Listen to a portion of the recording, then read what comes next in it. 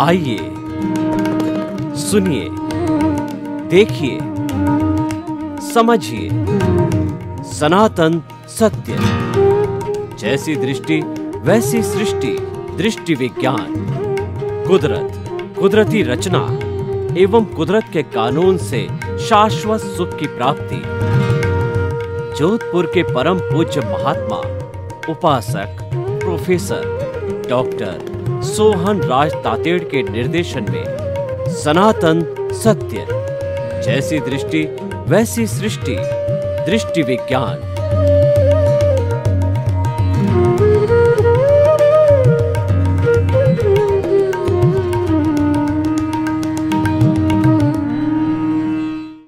भाई और बहनों, मातृशक्ति को नमन। हमारा अति उत्तम विषय तनाव, कारण और निवारण। तनाव किसे कहते हैं? तनाव हमारी जो मन है, मन में खिंचाव आ जाता है, स्ट्रेस आता है, स्ट्रेन आता है और हम अच्छा फील नहीं करते हैं। हम जो है एक कष्ट की अनुभूति करते हैं, टेंशन की अनुभूति करते हैं, उसको तनाव आता है। तो हमारे जो दिमाग के भीतर जो नाड़ियाँ हैं, जो हार्मोन्स है, वो खींचने लग जाते हैं और हमको बड़ा अप्रिय लगता है, प्लीजेंट नहीं लगता है, अनप्लीजेंट लगता है, एबनॉर्मल लगता है। हम जब आनंद की स्थिति में रहते हैं तो हम नॉर्मल लगते हैं और जब तनाव की स्थिति में आते हैं तब एबनॉर्मल हो जाते हैं।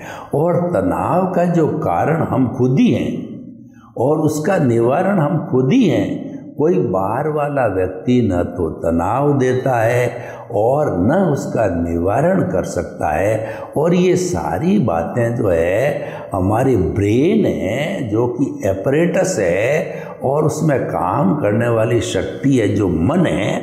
हालांकि शक्ति को चित्त है वगैरह है, इंद्रियां हैं, कई तरह जुड़ी हुई होती है, लेकिन इसका मेन कंपोनेंट है वो मन है। तो देखिए, सबसे पहले हम तनाव के कारणों को पता करें। देखिए, तनाव का कारण एक तो हमारा सबसे पहले इमोशनल हेल्थ है। वो क्रोध, अहंकार, माया, लोभ, ईर्ष्या, ये 18 तरह के नेगेटिव थॉट्स हैं। ये सब तनाव के कारण हैं। हम व्यर्थ में किसी से ईर्ष्या करने लग जाते हैं। व्यक्ति अपने दुख से दुबला नहीं है, वह दूसरे की प्रगति से दुबला है कि वो व्यक्ति प्रगति क्यों कर रहा है, पड़ोसी क्यों आगे बढ़ रहा है, इस कारण से वह दुखी है। ये सबसे बड़ा तनाव का कारण होता है। तो वह हमें नहीं किया जाना चाहिए। उसको कौन रोकेगा? उसको तो आपको खुद को रोकना पड़ेगा कि मेरे मन में किसी के प्रति बुरे भाव नहीं आने चाहिए, मेरे द्वारा किसी को दुख नहीं होना चाहिए। और देखिए, तनाव का एक कारण और होता है कि हम दूसरे के जो है दोष देखते हैं, वहाँ तनाव होता है, और खुद के दोष देखते हैं, वहाँ पर हमें किसी तरह का तनाव का निवारण हो जाता है। देखिए, पत्नी ने जो है आपके नाश्ता बनाया और नाश्ता बना के उसने आवाज़ लगाई है कि नाश्ता टेबल पर लग गया। आप कोई दूसरे काम में लग गए और 15 मिनट के बाद आए, सर्दी का मौसम है, आपने कहा ठंडा हो गया। आपने उसको 2-4 गाली जड़ दी और जो है वह आपने उसको कह दिया इसको गर्म करके लाओ। तो उसने कहा ये तो आपके रोज़मर्रा का काम है, आपको जब आवाज़ दी जाती है तो आप क्यों नहीं आके टेबल पर बैठते हो? तो देखिए, गलती किसकी है? आपके नाश्ता पत्नी ने समय पर लगा दिया, अब आपको दूसरा काम आगे पीछे करके आना चाहिए था। आपने दोष किसका देखा? पत्नी का देखा। और वास्तव में देखा जाए तो दूसरा अपने अलावा दोष किसी का होता ही नहीं है। 100% जो है व्यक्ति स्वयं दोषी होता है। तो मैं जो तनाव के जो मुख्य 5 कारणों की चर्चा आपके सामने अभी कर रहा हूँ, पहला जो अभी मैं बता रहा था कि जगत निर्दोष, यानी कि हम जो है वो दुनिया में दोष है ही नहीं। पूरी जो प्रकृति है, सृष्टि है, ये वीतराग है, ये निर्दोष है। दुनिया का कोई भी प्राणी दोषी नहीं है। दोष मेरे भीतर बड़े पड़े हैं, उनको अपन को देखना, हम वो नहीं देखते हैं बल्कि हम दूसरे के दोष देखते हैं। ये सबसे बड़ा तनाव का कारण है। कबीरदास जी ने इसके निवारण का बहुत सुंदर फॉर्मूला दिया कि जो है वो बुरा जो देखन मैं चला, बुरा न मिलिया कोई, जो दिल खोजा आपना मुझसे बुरा न कोई। मैंने किसी की बुराई देखनी चाहिए, लोगों की, भाइयों, अपने परिवार के अंदर, समाज के अंदर तो कोई बुरा व्यक्ति मिला नहीं। कबीरदास जी कहते हैं जब मैंने भीतर देखा कि बुराइयों का भंडार तो यहाँ भरा पड़ा है, तो उसको शुद्धिकरण करना। और वास्तव में हमारी धार्मिक प्रक्रिया ये बताती है अपने दोषों को, समस्त दोषों को धोने का अर्थ होता है अज्ञान की सफाई होगी। अज्ञान और दोष एक ही है। जब अज्ञान से हम निवृत्त हो गए तो हम शाश्वत सुख को प्राप्त कर लेते हैं। शाश्वत सुख को रोकने वाला है वो अज्ञान है, वो क्रोध मान माया लोभ है, वो कर्म रज है, और वह राग द्वेष है। कई नाम से हमारे जितने भी कुल धर्म 365 तरह के कुल धर्म है, उन्होंने अलग अलग नाम इसके, कोई पुण्य पाप कहता है, कोई अदृष्ट कहता है, कोई देवता कहता है, कोई कर्मरज कहता है, अलग अलग नाम दिए। लेकिन एक अज्ञान जो दुख का कारण है, अज्ञान जो है हमारी मुक्ति में बाधक है, इस बात से सर्व सहमति है। तो ये अज्ञान है, वही दोष है। हमारे भीतर जो दोष छिपे हुए हैं वो अज्ञान है। इसलिए सारी दुनिया वीतराग है, कोई व्यक्ति दोषी होता ही नहीं है। क्योंकि जो कुदरत होती है हमारे उपादान के अनुसार, कुदरत की ड्यूटी है कि वो लाकर के हमारे सामने उदय प्रारब्ध के अनुसार खड़ा करती है और हमारे कर्मों का भुगतान हो जाता है, हमारा लेन देन कंप्लीट हो जाता है। तो बल्कि उस व्यक्ति को कुदरत ने भेजा है, उसके प्रति कृतज्ञता ज्ञापित करो कि वो भुगतान करा के हमको एनओसी दे रहा है, हमारे कर्मों का हिसाब क्लियर कर रहा है। ये समस्त लोगों से जब एनओसी मिलेगी तब हम मुक्ति की ओर जाएंगे। तो भाई और बहनों, पहला सूत्र हो गया कि जगत निर्दोष। दूसरा सूत्र तनाव में आने का कारण है कि टकराव टालिए।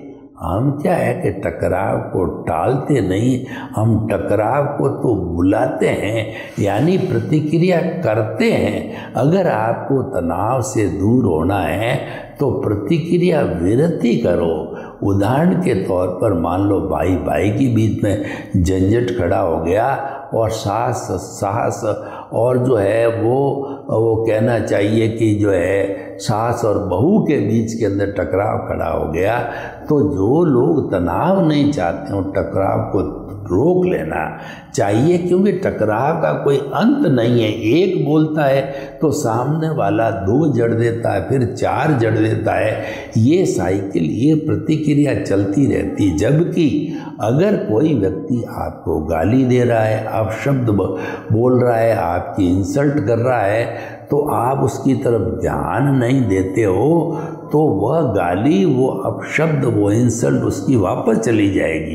क्योंकि आपने एक्सेप्ट नहीं किया और वापस चली जाएगी, तो इसका मतलब कोई रिएक्शन नहीं होगा और ये प्रतिक्रिया विरति हो गई और आप बहुत बड़ी तकलीफ से टल गए। वरना आप प्रतिक्रिया करते रहे, कौन सा मैं कम हूँ, टिट फॉर टैट किया आपने, नैले पे देना वाला आपने ईंट का जवाब पत्थर से दिया। तो क्या ये झंझट बढ़ते बढ़ते पुलिस कार्रवाई, कोर्ट कार्रवाई और अशांति का कारण बन जाता है। तो प्रतिक्रिया विरति करनी चाहिए। तीसरा है एडजस्ट एवरीवेयर। देखिए, इस दुनिया के अंदर हर वक्त हमारे मन चाही नहीं होती है। एक राजस्थानी में कहावत है, कभी कदे घी घना और कदे मुट्ठी चना। यानी कई बार तो हमको इतना बढ़िया भोजन मिल जाता है और कभी तो हमको चने भी नसीब नहीं होते हैं। ये तो समय समय की बात होती है, तो हमको दोनों स्थिति में एडजस्ट करना चाहिए। यानी सर्दी है, गर्मी है, बरसात है, थोड़ा है, ज़्यादा है, कम खाने को मिला, ज़्यादा खाने को मिला, एसी रिजर्वेशन नहीं मिला और हमको स्लीपर में भी चले गए। यानी जो भी परिस्थिति है उसमें हम एडजस्ट कर देते हैं, तो हम सब तनाव से जो है अपने आप को टाल देते हैं। वरना हम फटकारते रहेंगे किसी को कि तूने ऐसे किया, तूने ये परिस्थिति पैदा की, क्योंकि कोई न कोई निमित्त तो होता ही है। उस निमित्त को दोषी मानते मानते जो है हम जो है एडजस्ट नहीं होंगे और लड़ाई झगड़ा करके और तनाव को इनवाइट कर देंगे। तो जो एडजस्ट एवरीवेयर, और एक बड़ा चौथा सूत्र है कि भुगते उसकी भूल, यानी कि आप बीमारी भुगत रहे हो तो आप दोष देते हो अपनी पत्नी को, बेटे को, बेटे की बहू को कि तुमने मेरे को खाना सही नहीं दिया, तूने मेरे को ऐसे किया वैसे किया। तो वास्तव के अंदर जो है वो भुगताने वाला जो है दोषी नहीं है। किसी व्यक्ति ने चलते चलते आपके टक्कर मार दी, 2 व्हीलर 4 व्हीलर की, तो गलती उसकी नहीं है, गलती आपकी है। वो तो आपका भुगतान हुआ, वो तो आपका परिणाम हुआ, वो उदय प्रारब्ध के अधीन हुआ। दुनिया में ऐसी किसी की ताकत नहीं है कि जो किसी आपका बुरा कर सके, भला कर सके। ऐसा कोई पावरफुल देवता दुनिया में है नहीं है। आपके कर्म ही हैं वो भला बुरा करने वाले होते हैं। तो इसीलिए क्या है कि आप दूसरे को जो ये दोष देते हो वही तनाव का कारण होता है, यानी भुगतने वाले की भूल होती है। हालांकि वो कर्म जो आज अपन को टक्कर मारा, आपको पता नहीं कि 5 जन्म में आपने उसके टक्कर मारी थी, तब जो है कुदरत ने उदय और प्रारब्ध के अधीन जो है उसको भेजा है और भेज करके आपका हिसाब क्लियर कराया आपको। तो बल्कि ये उसके प्रति कृतज्ञता ज्ञापित करना चाहिए कि भाई तुमने मेरा ये कार्य करके भुगतान पूरा किया, तुम तो मेरे को एनओसी देने के लिए आए हो, तुम जो है वो मेरे बहुत कृपा पात्र हो, तो आपके प्रति धन्यवाद। तो कहने का मतलब ये है कि जो भुगतता है उसकी भूल होती है, भुगताने वाले की कभी भूल नहीं होती है।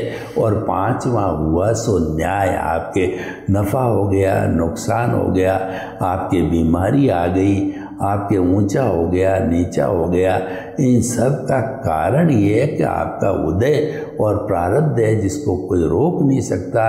ये तो जो है सारा जो है वो ऑटोमेटिक मोड से चलता है, तो रोका नहीं जा सकता है। तो ये ऑटो मोड से जो हमारी ये जो प्रतिष्ठित आत्मा मैकेनिकल है वही डिस्चार्ज कराती, वो ऑटो मोड से है और उसके अंदर कोई कुछ नहीं कर सकता, सिर्फ कुदरत है। वो संयोग जुटाती है द्रव्य क्षेत्र काल भाव से, और वो उतने ही संयोग जुटाएगी जो उस व्यक्ति के उपादान में है।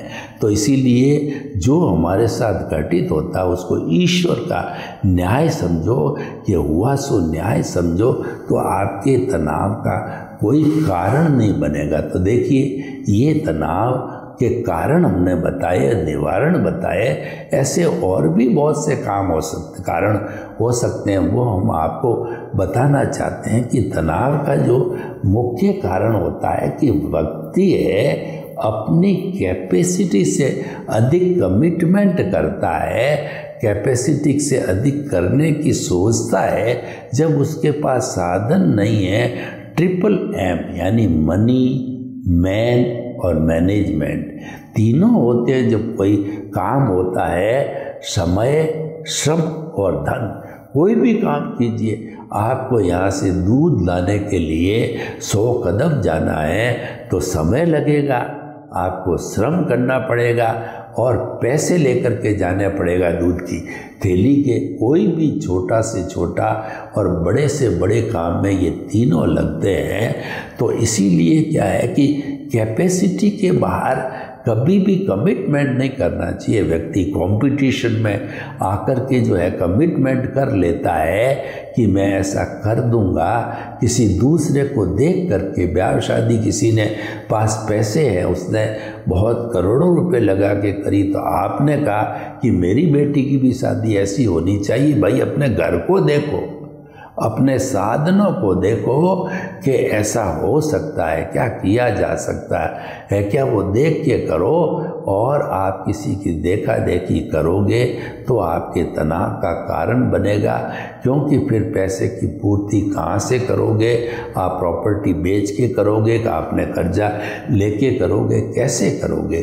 तो सारी चीज़ों को कैपेसिटी के बाहर कोई भी कमिटमेंट नहीं करना चाहिए। और तनाव के कारण ये होते हैं कि हमारे दिन में कई तरह के काम होते हैं, उसको कहते हैं असाइनमेंट ऑफ द प्रायोरिटी। जो सबसे ज़्यादा ज़रूरी काम है उसको सबसे पहले करो, 2 नंबर के काम को 2 नंबर पर रखो। या तो आप कागज़ पर लिख लीजिए या अपने माइंड में फिट कर दीजिए। नंबर 1, आपके पेरेंट्स बीमार है तो सबसे पहले उनको हॉस्पिटल ले जाना पड़ेगा।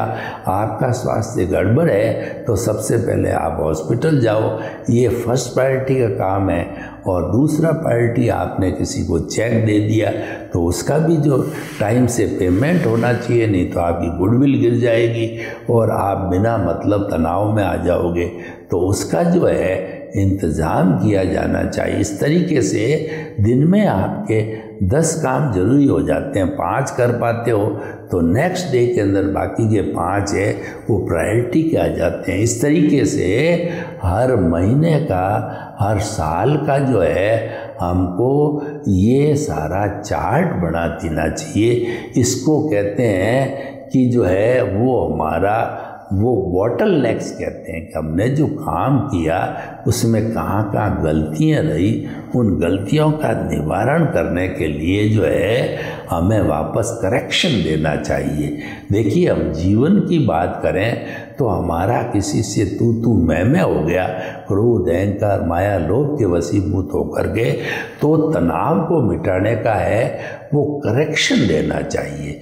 जिस व्यक्ति से, भाई से किया, बहन से किया, दोस्त से किया, कर्मचारी से किया, तो उससे क्षमा तुरंत मांग लो कि भाई गलती हो गई, मैंने क्रोध के वशीभूत होकर के तुम्हें 2-4 शब्द बोल दिए, मुझे नहीं बोलने चाहिए, मुझे क्षमा करो, क्षमा करो। तो वह व्यक्ति आपको क्षमा कर देता है और आपका हिसाब क्लियर हो जाता है। वरना वो अपने गांठ बांध देता है और फिर बदला लेने के लिए वो बैर करता है। तो ऐसी गांठें बनती जाती है। रहीमदास जी ने बहुत सुंदर कहा कि रहीमन धागा प्रेम का और मत तोड़ो छिटकाए, और टूटे फिर ना मिले और मिले गांठ पड़ जाए। यानी प्रेम के धागों को तोड़ो मत, उसमें गांठ लगाओगे तो गांठें खुलेगी नहीं और प्रेम जो है आपका टूट जाएगा। इसीलिए हमेशा प्रेम में गांठ पड़ने मत दो। ये गांठ ग्रंथि होती है।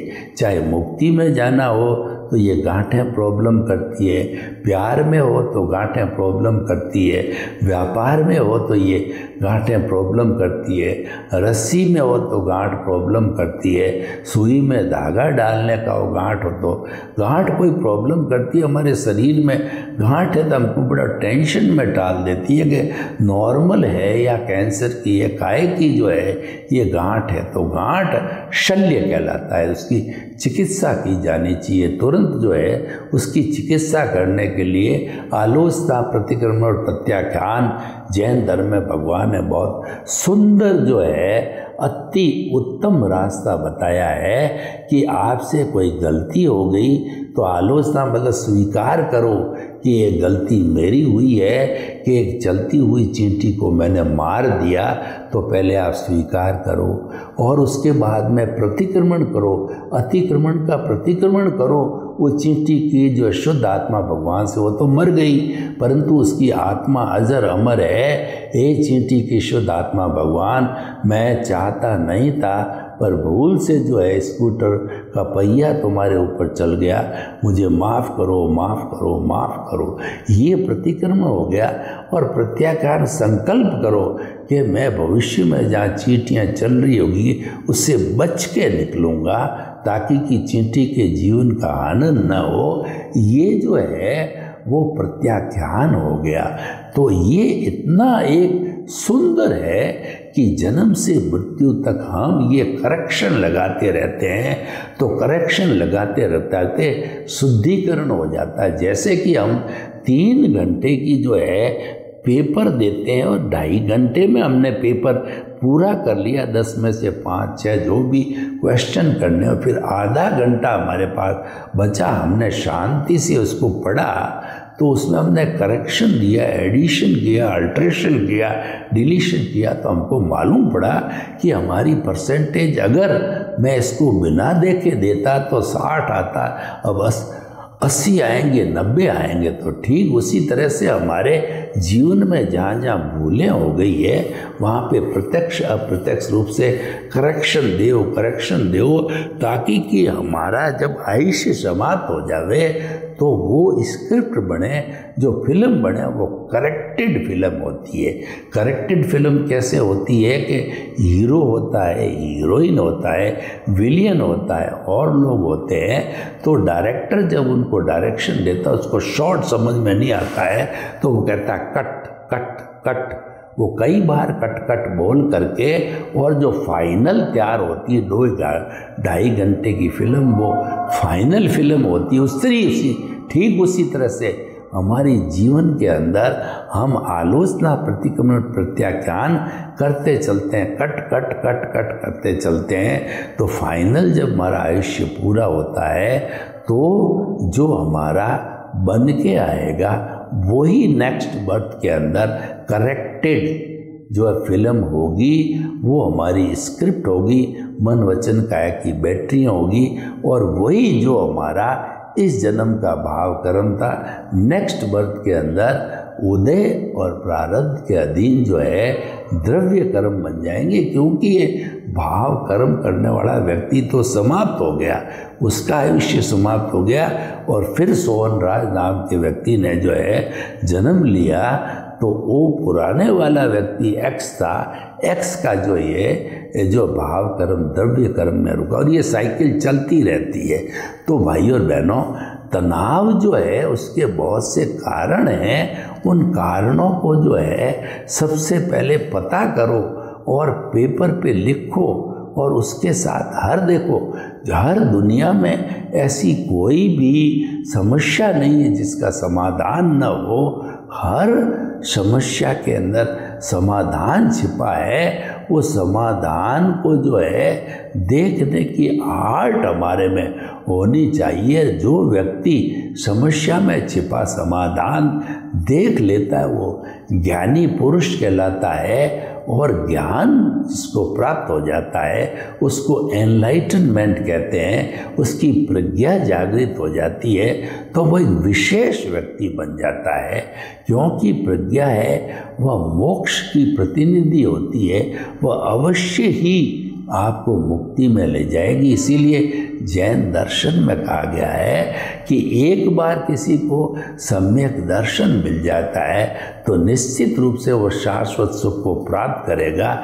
ये सम्यक दर्शन मिलने का अर्थ हो गया आपका एनलाइटनमेंट की प्राप्ति हो गई आपको, और ये प्रज्ञा की प्राप्ति हो गई। तो आप ऐसा कोशिश करो कि आपकी प्रज्ञा जागृत हो जावे। जैसा रामकृष्ण परमहंस के पास के अंदर विवेकानंद जी का नाम केदारनाथ था, वो आए तो प्रथम दृष्टवा जो है स्वामी रामकृष्ण परमहंस को जो है वो कन्याकुमारी के मठ के ऊपर जो देवी के उपासक थे उनको देखते ही उनको गुरु मिल गया, उनको शिष्य मिल गया। दोनों ने आपस में मिलकर के और उनको स्वामी विवेकानंद को एनलाइटनमेंट मिल गया। तभी से उनका जीवन जो है वो उन्नति की ओर हो गया। हमारा एनलाइटन मिलने का अर्थ ये होता है कि हमारे शाश्वत सुख की नींव लग गई। सनातन सत्य का हमारा जो कार्यक्रम है उसका उद्देश्य यही है, आपको शाश्वत सुख की नींव लगाना, आपकी रॉन्ग बिलीफ को समाप्त करके आपको राइट बिलीफ बताना। रॉन्ग बिलीफ क्या है कि मन वचन काया से मुक्त ऐसा मैं शुद्ध आत्मा हूँ, इसमें विश्वास नहीं करना, ये रॉन्ग बिलीफ है। और राइट बिलीफ क्या है कि मन वचन काया कुदरती रचना, ये राइट बिलीफ है। तो रॉन्ग बिलीफ में हम जाते हैं तो अज्ञा का जगत होता है, राइट बिलीफ में जाते हैं तो प्रज्ञा का जगत है। रॉन्ग बिलीफ में संसार में भ्रमण कराती है और राइट बिलीफ है हमारे जो मुक्ति में जाने की नींव लगने से जो हमारे जन्मों की संख्या कम हो जाती है। सर्वे भवन्तु सुखिनः, सर्वे सन्तु निरामया। लोग के जीवों को सुख मिले, शांति मिले, आनंद मिले, प्रेम मिले, सौहार्द मिले और सभी हम राइट बिलीफ को प्राप्त करें, रॉन्ग बिलीफ को समाप्त करें। आपके प्रति मंगल भावना। ओम शांति।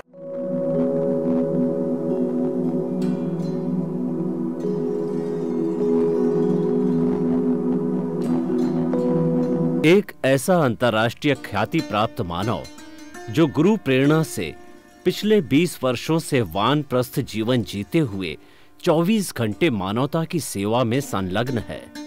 एक ऐसा मानव जो अभी राष्ट्रीय, अंतर्राष्ट्रीय टीवी चैनलों पर 7,500 एपिसोड के माध्यम से सनातन सत्य, आत्मविज्ञान एवं पुनरुत्थान, व्यवहार एवं निश्चय जगत के जीवनोपयोगी विषयों पर हृदय स्पर्शी प्रवचन कर चुका है। उस मानव का नाम है महात्मा उपासक प्रोफेसर डॉक्टर सोहन राज तातेड़।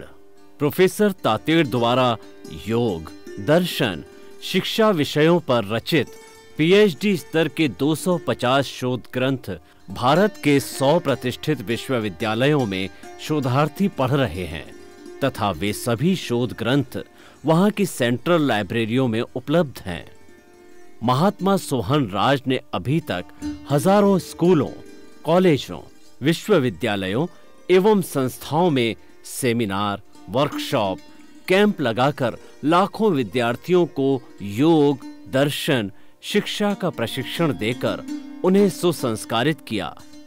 डॉक्टर तातेड़ ने भारतीय संस्कृति उत्थान के 4000 से अधिक समसामयिक विषयों पर आर्टिकल लिखकर ऑनलाइन जर्नल, पत्रिकाओं, वेबसाइट्स पर प्रकाशित किया, जिसका उपयोग लाखों पाठक कर रहे हैं। उपासक तातेड़ के 5000 से अधिक आज का सुविचार, आज का शुभ संदेश, आज का मंगल भावना योग आदि चिंतन websites, Twitter, blogger, Facebook, YouTube माध्यमों से लाखों लोग अपना जीवन निर्माण कर रहे हैं। मानवता के मसीहा ऐसे महामानव महात्मा सोहन राज तातेड़ के प्रोफाइल को अभी तक विश्व के 20 लाख दर्शक यूट्यूब पर, 12 लाख गूगल पर एवं लाखों दर्शक फेसबुक, ब्लॉगर, ट्विटर और इंस्टाग्राम पर देख चुके हैं।